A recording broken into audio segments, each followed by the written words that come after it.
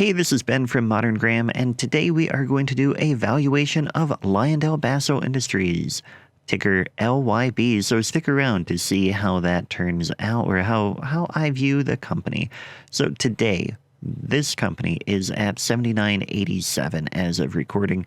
The sector is basic materials and the industry is chemicals.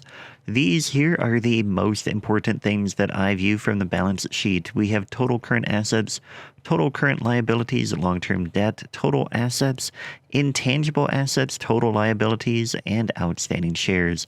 All of those figures will come in to play in the valuation. Over here, we have the graph of earnings and dividends. You can see that in 2007, it had a really bad year, and then it grew for a long time before starting to peak at in 2016, and it came back down a little bit, but it came back up in 2020, and now it is perhaps coming down a little bit, but earnings are much higher than they were ever before.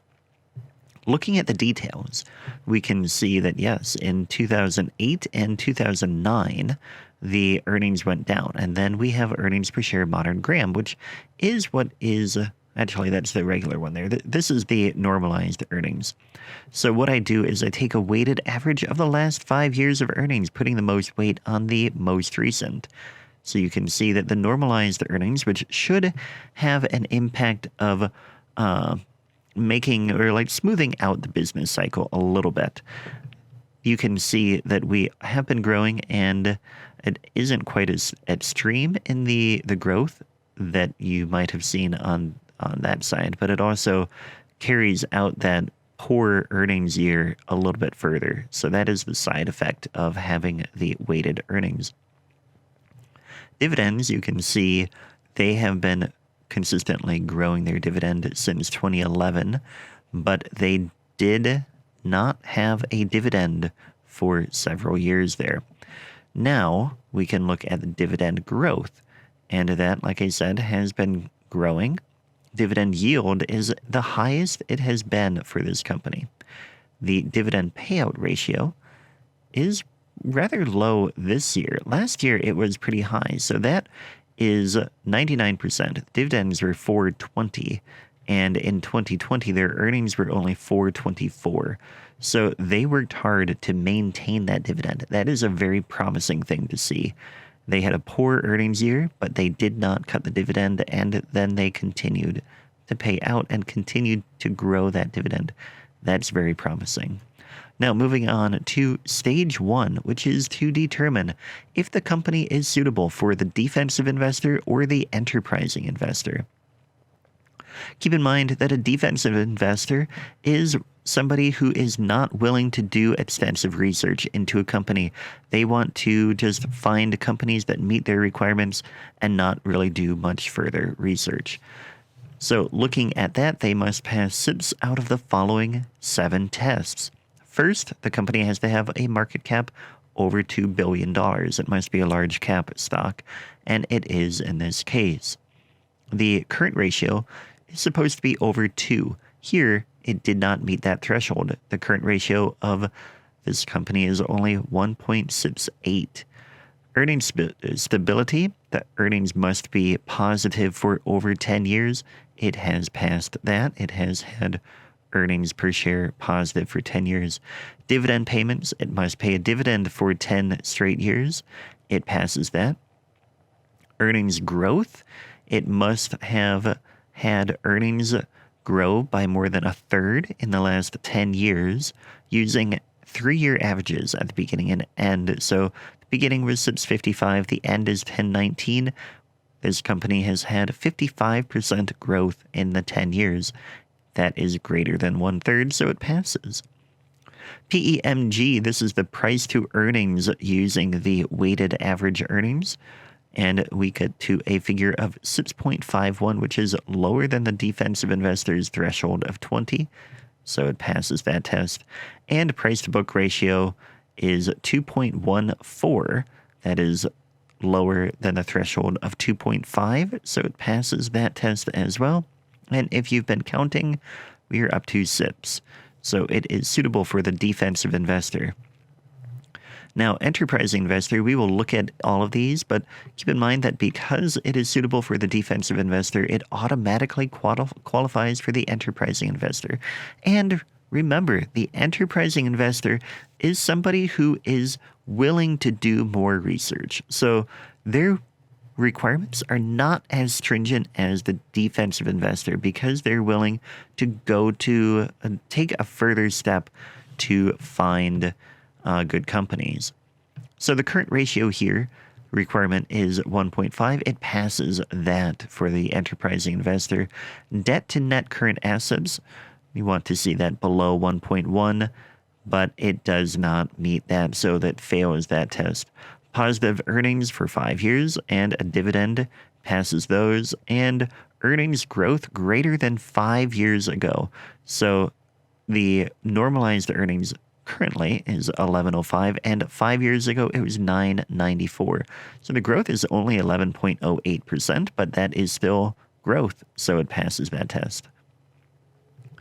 Stage 2 is a determination of intrinsic value. Remember, a company's value is independent of its price.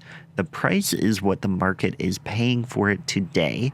The value is what the company is actually worth, and those two numbers may not be the same.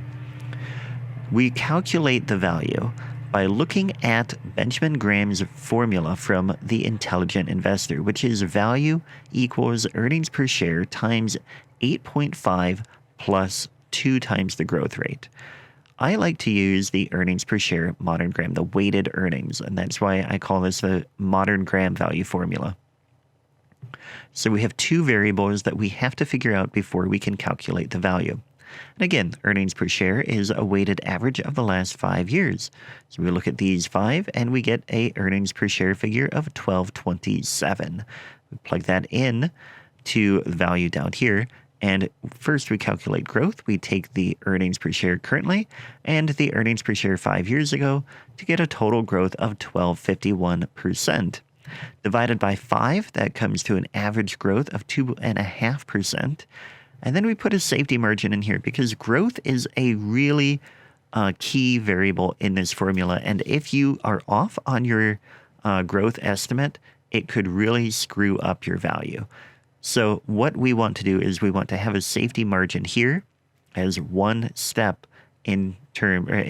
towards making sure that we have a good value estimate.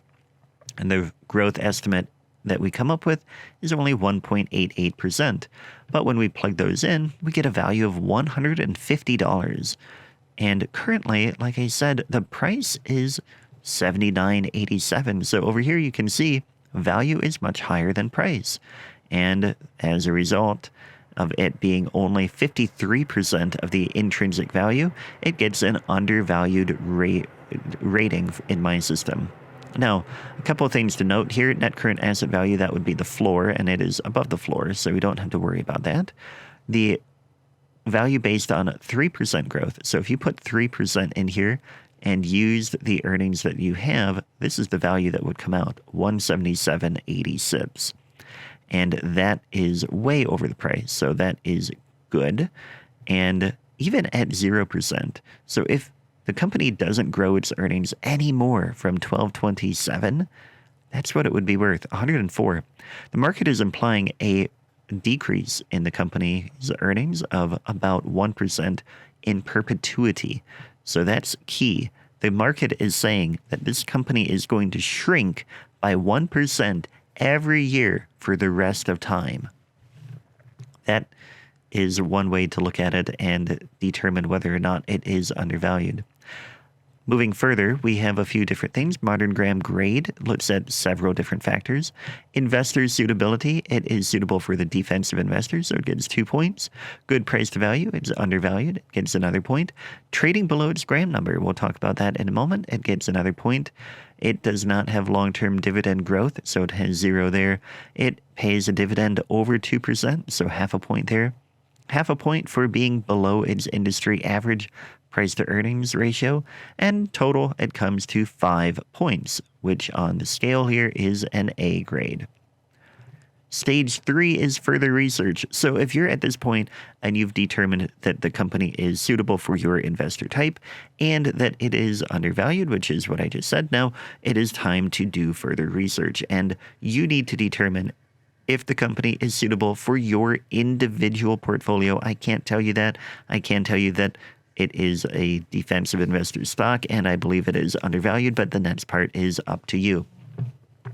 Graham number formula. This is a formula derived from the requirements for the defensive investor. And when we plug those figures in, we get a Graham number of 110.87. That's another valuation metric that many people like to look at when they're determining if a company is undervalued. Price to earnings, I told you it is 6.51. And other useful information, current ratio 1.68, price to book 2.14. Currently, the dividend yield with the current price is 5.8%, which is quite good, and it has grown for 11 consecutive years. Okay, so stage 4 is to look at the company to try to see if you can get the right timing.